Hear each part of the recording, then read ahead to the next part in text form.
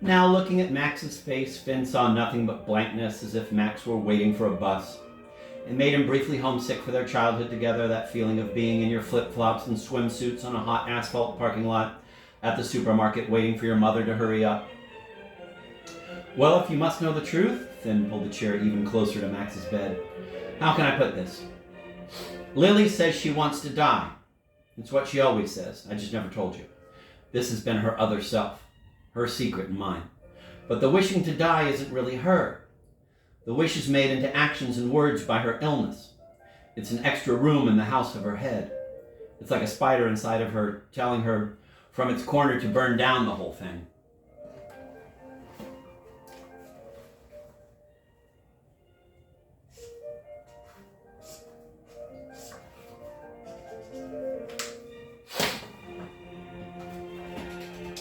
Honey, Lily had once said to him, you know nothing about mental illness. It's like you should take a course or something.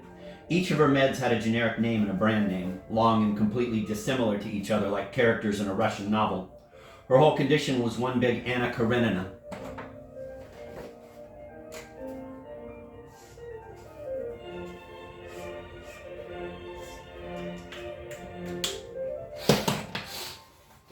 Reciting all this to an actual dying man underscored the absurdity and mystery and mind-boggling waste of someone wanting to do themselves in. It was an obscenity to even think of suicide in a place like this. On the other hand, Finn could see how it might be all you could think of. All things are true, boys and girls, ladies and gentlemen. Wants to die? Echoed Max. Get her in here. We'll show her how. All that wanting's going to wear her out. Yeah, and it has kind of devastated me as well, said Finn, and then he remained quiet for a second. The death watch kind of wore me down, but I'm hanging in there with her, in my fashion, or rather her fashion. I know there's someone else in her life. She thinks she wants to be with him. But I also know, God knows, he can't help her. It can't work, so I'm hanging close, he paused. Everyone at some point in their lives should have a long, great love affair with a magnificent lunatic.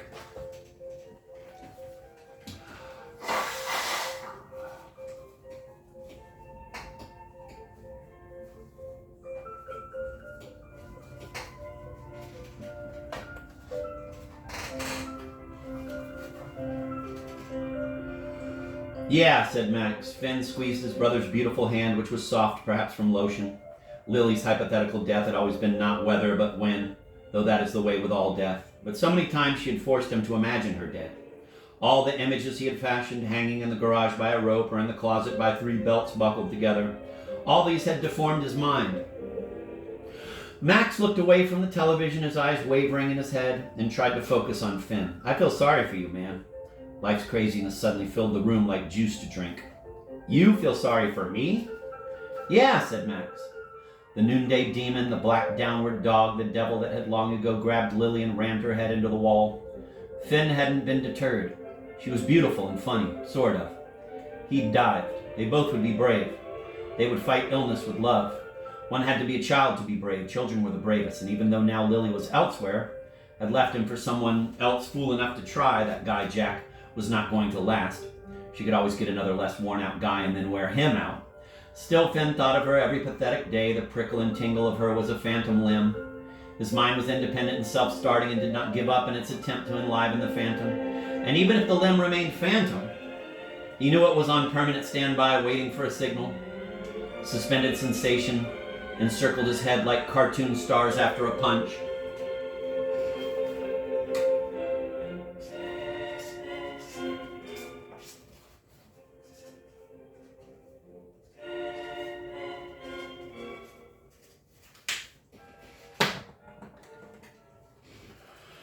And yet the deprivation of her intimacy had made a small dent in his heart, and in his breathing, and in the hard candy of his eyes. The thought of her was everywhere, but nowhere. An omniscient narrator. Jesus Christ.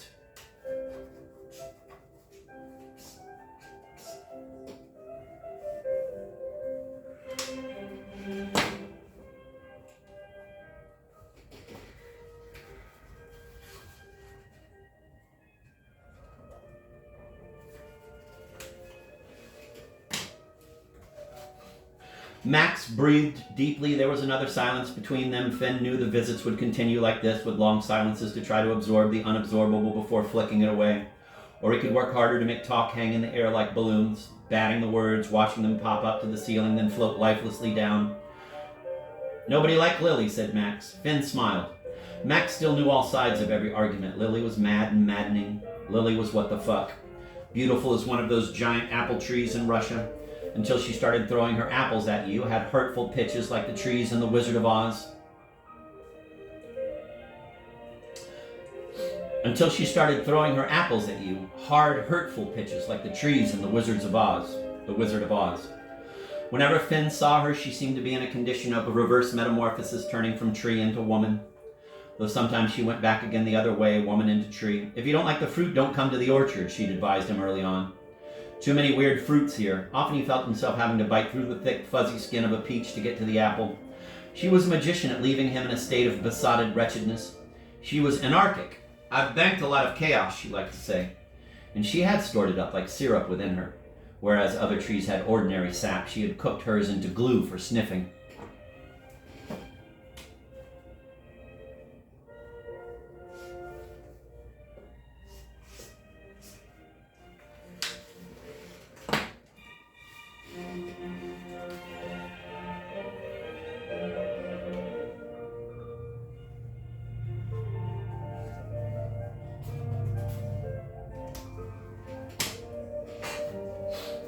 There, here, on the outer part of your neck are the important meridians. If I press them here, can you feel it? She would say. He could feel everything. See how pressing the meridian pushes pain out and it grows at first, but still you can bear it?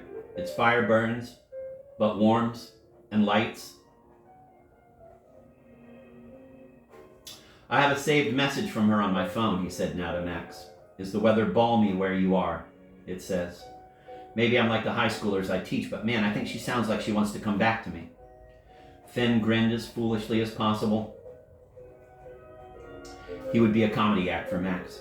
If Finn didn't listen to the message after 30 days, it would be wiped clean from the voicemail. He would report in to her when he got back.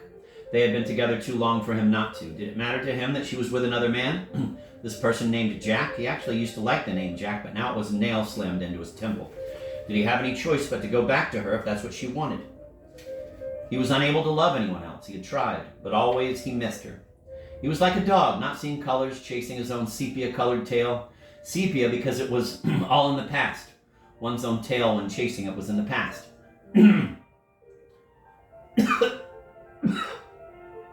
But hey, that's where everything he wanted was. She still doing the clown thing? Asked Max. Yup, I think. Lily did laugh therapy. She dressed as a clown to try to shake people, mostly children, out of their gloom. She understood enfeebling malaise, having so often had her own, and she knew a booming laugh could startle it away. She worked with both children and adults and even wore floppy shoes, the laces of which she had once used to strangle herself.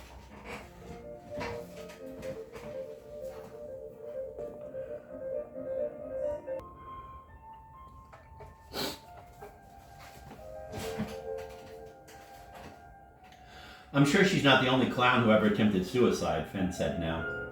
In the end, she was all contradiction and felt her life was hers to take, if and when she wanted. Tears of a clown, boys and girls, ladies and gentlemen. Don't know how you managed, said Max. That Finn was suddenly the one to be pitied in this room was a way of making Max feel like the protective older brother again, instead of the sunken dying one, so Finn let it happen. To be honest, I don't know either. Don't know how anyone does anything. He would not let his throat constrict and his mouth tighten down again, but his eyes did sting with mist. He took Max's hand and squeezed. I'm so sorry this is happening to you. Finn's whole head began to weep without a single flicker of movement. He pulled away for a moment to pluck Kleenex from the nightstand box. That's what I need to do too.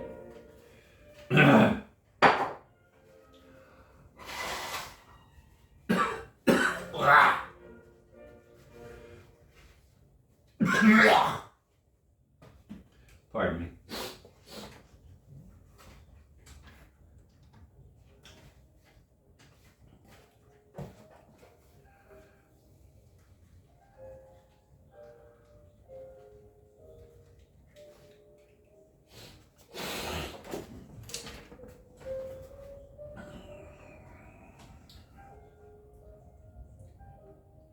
How's teaching? Asked Max. Wasnu? Too cool for school? Ha! Finn blew his nose.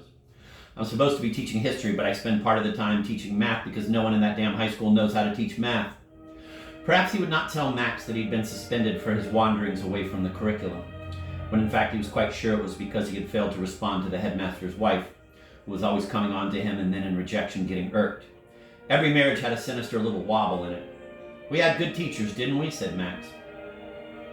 We sure did. We had high IQ ladies whom feminism later lifted away to med school and law school. Oh well, I don't want to spend my end days arguing with feminism. Really, not the way to sail away to Jesus. Now we have parents who are into child promotion and management. They are their kids' own agents. Nation of immigrants, man. Ever been so? I guess. But now even the WASPs are immigrants. Strivers of the worst sort.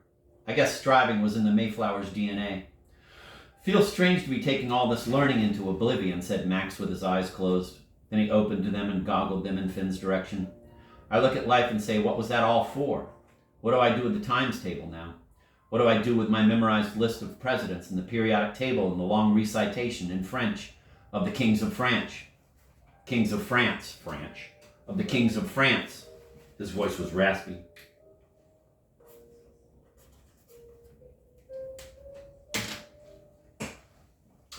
As far as I can see from my students, oblivion's where all learning goes anyway, sometimes the very next day. There was quiet as they both performed the look of thought about this. Neither made a landfill joke, though Finn was trying to find the edges of one and paste it together. Instead he said, I am taking my own stand against homework.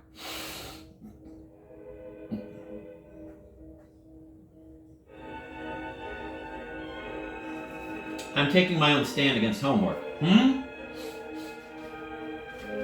Finn would get on his various hobby horses and keep talking. It just measures the home. These students are in school all day. No more. Let them do something else when they go home. Also, I don't read any of their work. It negatively impacts their grade. Finn put his face in his hands. Why next to his brother's deathbed was he going on about school? He fell sorrowfully silent. Max, my brother, I'm so sorry you're going through this, but you have been a trooper throughout, and I thought you might win. I really did.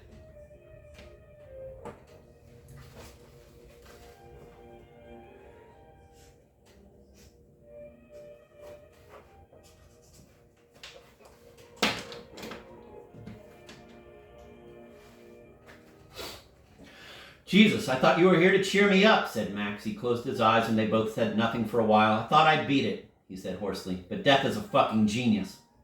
Finn closed his eyes too. Certainly an overachiever. Who was anyone but roadkill in the face of it? Is Cleveland winning? Fucking Cleveland. I thought you said Cleveland didn't make the playoffs.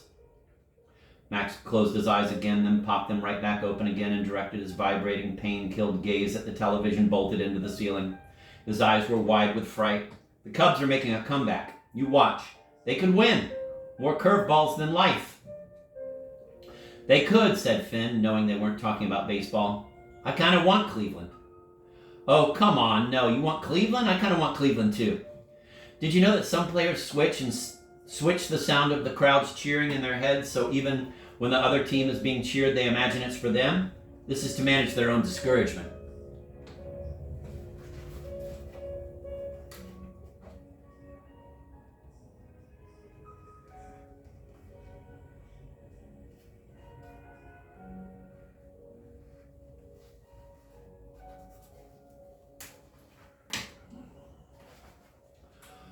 Ha! So that's what I'm doing, changing the chanting of the crowd. Good title for something. For my life, Max spoke slowly, changing the subject in death's drawl. Snot do mortality. Snot do crazy girlfriends on wives. Let's get back to high school teaching again. Tell me. That was a lot for Max. He breathed deeply, except it wasn't deep. The oxygen tubing was slipping on his philtrum beneath his nostrils, and Finn leaned in to straighten it out. Max had to summon such physical strength for each utterance that Finn thought he might accidentally kill his own brother by not holding up his end of the conversation.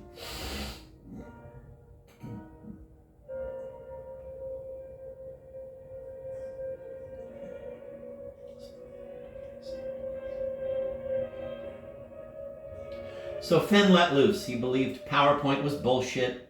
Its dumbing down of everything was the end of civilization.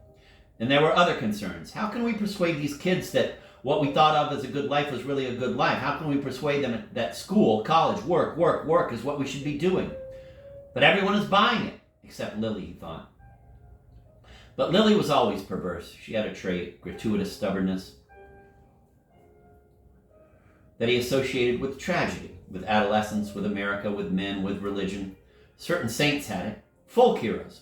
Mysterious women like Antigone or Simone Weil.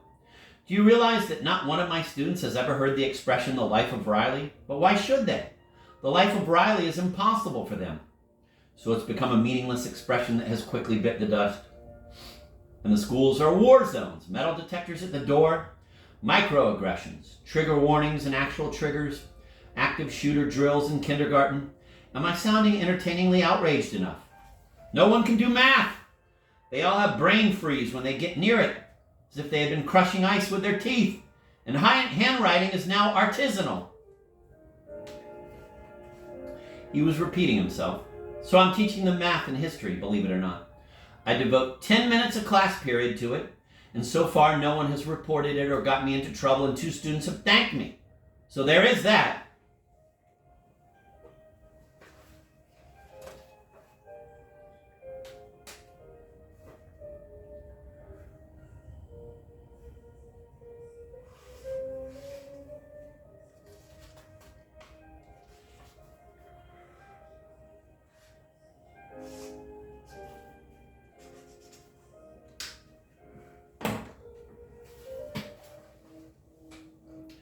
History? You doing that? Mac's voice squeaked. Then his eyes closed for a long time, and Finn could see him being slowly swept out to sea. Finn would have to crank it up. He explained how he had become a detective without a trench coat, all suspenseful cluelessness leading on a retinue of student followers. Well, it all looked like an escape from responsibility. He had directed 2 school plays and invented an elective, the Algebra of Civics, the Civics of Algebra, which he taught along with pre-calc. No one else knew the material. Not one teacher there could divide 54 by 6, at least not quickly. He had been the only one to show private school 11th graders how to do it. 7 of those teaching years when he was living with Lily, when they had been together and he had believed in forever and a day, she had teased him without teaching the rich, when he hated the rich.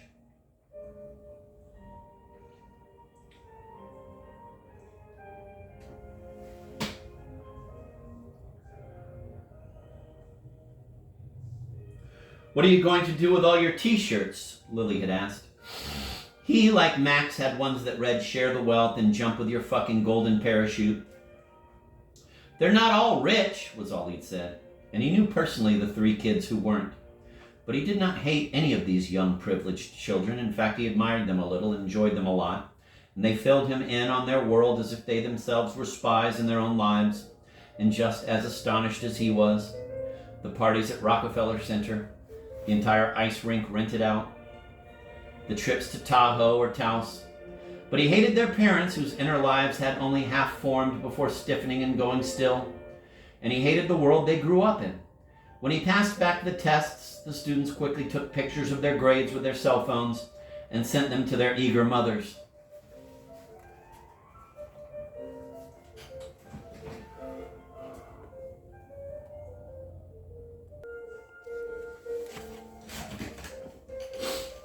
I'm doing counter-history, he explained to his dying brother. I'm doing alt-consensus history and things I don't precisely call conspiracy theories, but I'm trying to reclaim the term conspiracy theory. Taking back the night. Taking it back from the barbarians. People talk about conspiracy theories. Pizzagate and bullshit like that. Those aren't conspiracy theories. Those are psychotic mirages. A conspiracy means more than one person plotted together, and hello, you bet your ass they did. But if you discredit the term, then you're left with nada. A theory means a hypothesis has been tested. That is, it's put through the car wash of some research. I'm not talking about deranged political hallucination. I'm saying, kids? Probably more than one crazed guy was in on this. Society pulls the trigger. The lone gunman theory offends our common sense. I let them sit with all their feelings and disagreements. I give them their rhetorical safe spaces because this is the school shooting generation. And they don't have actual safe spaces, not even movie theaters. So they need rhetorical ones, extra courtesies, new gentle and acknowledging terms. But I traffic a little in, quote, conspiracy theories, end of quote, as we used to understand them, ones that put groups and systems back into the situations where individuals were taking the rap.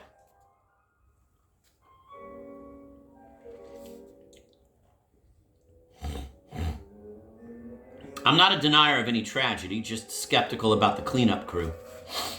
I want to bring questioning all official versions back to the progressives. The moon landing in 1969, or the ostensible search for and capture of assassins, or whatever needs a squint. I'm in the, quote, doesn't that sound fishy, end of quote, school of fish.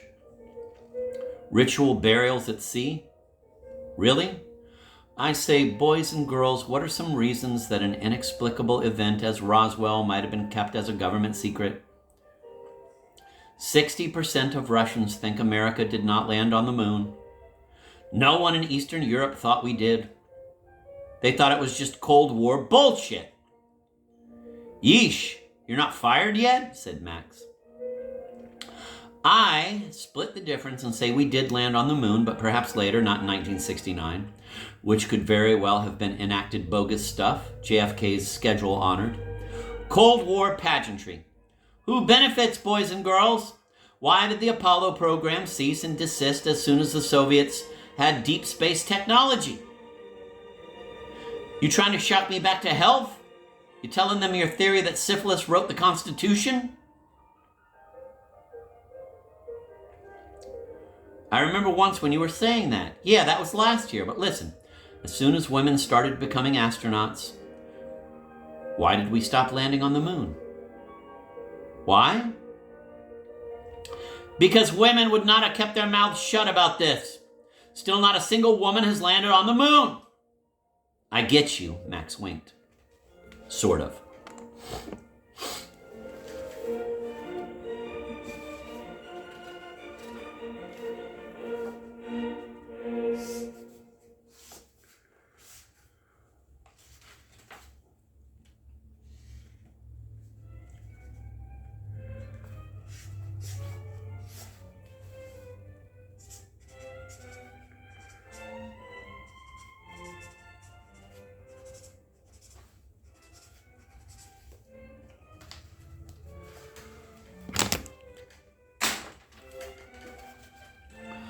Why did NASA send memos in December 1968 saying, help, we cannot make this tight political schedule? Apollo 1 had blown up right on the launch pad the year before. As for the ostensible lone assassins, I say to my students, what are some reasons? Do you think that James Earl Jones got all the way to Canada and then to London, where he robbed a bank and a jewelry store when money he was waiting for didn't arrive? And then got to Portugal? How was it that this assassin was on the lam for 65 days? Sponsored by somebody? You bet. The King family themselves don't believe a word the FBI ever said on the matter. And the man on the Lorraine motel balcony holding King's head with a towel? A CIA plant. And the man taking the picture? An FBI one. Ray, James Earl Ray, not Jones. That was a test. Wow, man, you're not going to die. I'm the one who's going to die. In fact, shove over. I'm lying down next to you. Can't move. Never say never. Max's body consisted of long bones inside saggily draped blue web skin, sinewy as a week-old fryer chicken.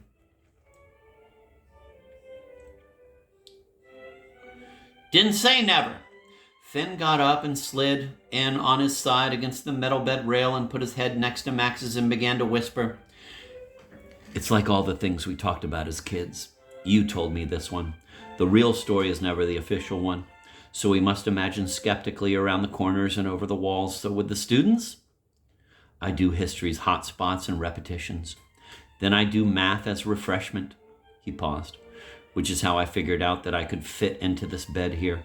I did some fast mental work with parallelograms. Math's okay. I like history. There was no saliva in Max's mouth, just the odor of an old mimeograph. You got to teach kids that if it adds up too neatly, it probably isn't correct. Is that the math part or the history? Be careful. You'll hear from HR. For an event to be real, it has to have that strange imperfection and contradiction that gives it reality.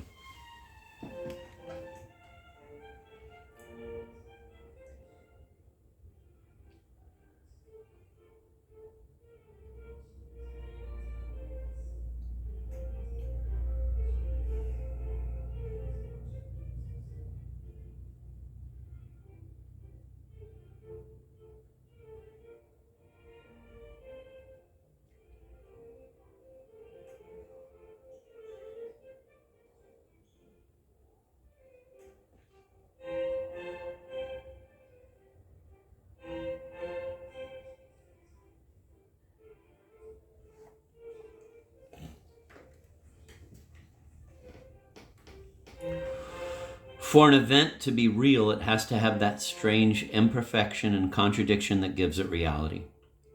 Eliminating the groups, the conspirators, you don't have reality anymore. You have something neat that you can control. Without understanding the underlying thinking of the group, what we are told is incomplete and feels unsatisfying. What are some reasons, do you think, that John Wilkes Booth got around so easily? New York, Montreal, and was also on the lam for quite a while, 11 days or years, some say. And his body may have been misidentified and never precisely found, officially buried 3 times, but perhaps unofficially never, and not returned to the family, some of whom believed he was still alive and made it all the way to Bombay. The Union did acknowledge a fake burial of him in the Potomac, plus an additional one a year later, though through the decades there were dozens of ostensible sightings. But they needed a story that could bring the drama to a close. They needed mad Boston Corbett in a blazing shootout to, quote, kill him, end of quote, and then go further mad and disappear entirely. No one knows what happened to Boston Corbett. Really? The Jack Ruby of the 19th century. Why did people say they saw both Booth and Corbett out west all the way into 1905 or whatever? So I say to the kids, boys and girls, ladies and gentlemen, how do all the unlikely but official versions of these events actually ease and simplify matters for the people in power? JFK, a nut is simpler than a mafia hit. MLK, a nut is simpler than a KKK hit. Lincoln, a nut is simpler than a network of Confederate spies and double agents in the federal government. Well, of course, they all conveniently work with nuts. And take a squint at Stanton, a team of rivals. You bet, boys and girls, ladies and gentlemen. And don't forget poor Abe's bodyguard who left the theater box unguarded in order to go get a beer, and then he disappeared forever. Why, of all the 4 people hung for the assassination, did not a one of them actually kill anyone? The rich always triumph over the poor and manage to avoid the cost of wars begun by them. Begun by the rich, I mean. Plantation owners escaped conscription while the poor fought in their stead for the right to own another person they themselves could never afford. A teacher is supposed to get kids to think critically, as in this. What happened to the missing 18 pages of Booth's diary when it was finally, belatedly produced by Stanton?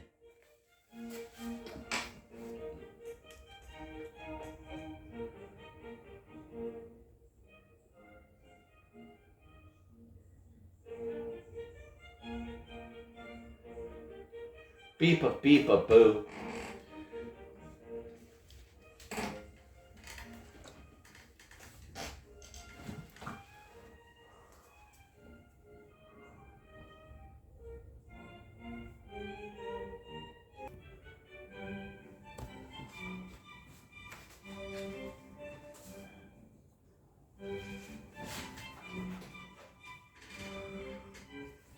Finn, from his various hobby horses attempting to engage his brother, could feel himself getting carried away. He felt mad as a hatter in the way that facts no one else believed in could make you feel. His ongoing rehabilitation of the term conspiracy theory was a lonely walk in the desert. He now added, quote, courtesy of Lafayette Baker, who appears later to have been poisoned, end of quote. Finn wiped beads of sweat from his own brow. You sure can talk, but I have a question, Max said softly, raising his hand a little.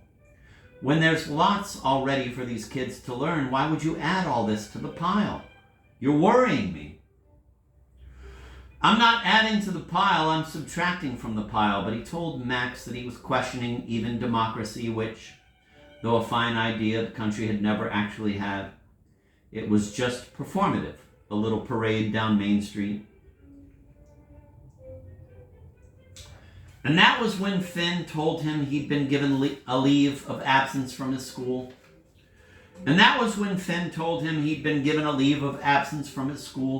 He'd been suspended due to a lot of personal matters that included rebuffed advances from the headmaster's wife, Sigrid, whose feelings he had wounded when he would not take her up on various lustful suggestions and requests.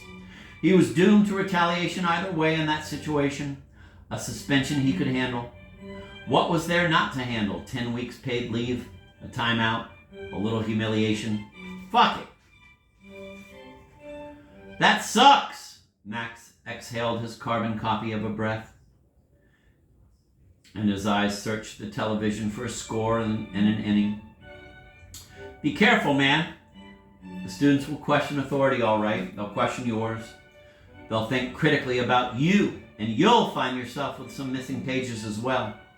The exhaustion it took to speak, speaking was simultaneously under and overrated. You might never get your job back. Also, Max added, don't let the nurses hear you. I like to get extra snacks. You're going to scare them away. Finn kissed Max on the forehead. As I said, the school has no one else in that building who can teach math. So they need me. I'll be back. Do you want anything? How about a little water? Max stared at the ceiling so much that Finn said, I'm going to get you some pictures of naked women and tape them up there. But right now I'm getting you hydrated. Finn got up and went out into the hall searching for a cooler or a beverage machine. He wasn't going to use the filthy taps anywhere in this town. Perhaps he had become a bona fide paranoid. He walked quickly down the hall alone, looking for water. Lily behind his eyes saying, ask. Lily's force field, a reposeful explosion of nature. There she was, always with him, though he would like to bat her away. He rubbed his brow as if his head ached, though he was simply trying to knead her out of his thoughts. God damn.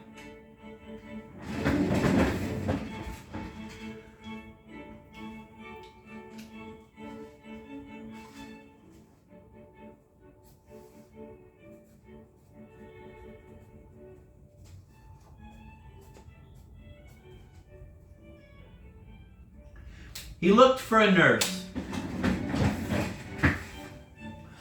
but perhaps it was too close to lunchtime to find one, an early afternoon lull perfect for invisibility. He had once, as a young man, taken a professional aptitude test which concluded that he should be either an orchestra conductor or a nurse. Now he couldn't even find a nurse, let alone be one. He had always liked to conduct the radio, however, and perhaps if he started to do that now in front of the speakers in the lobby, some nurses would quickly appear. Destinies could merge. He was tempted. He had once taken online a mental wellness challenge in which every third question transparently attempted to set a trap. 1. Sometimes I feel sad and find that walking helps. Yes. 2.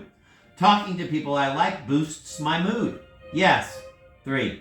Sometimes I can fly around the room, but I keep this a secret from others. Nurse. A wide, ruddy brunette in a white uniform was walking toward him. Can we get a little juice or something in here? Surely. Also, while I have you here, I just want to say, Max has got great insurance. You don't need to move him along, if you know what I mean.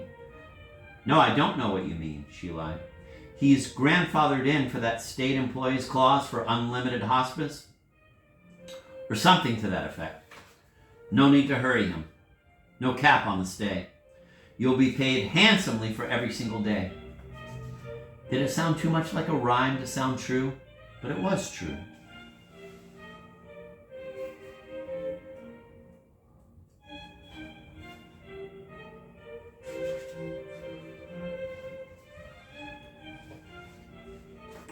Shoo shooby dooby boo.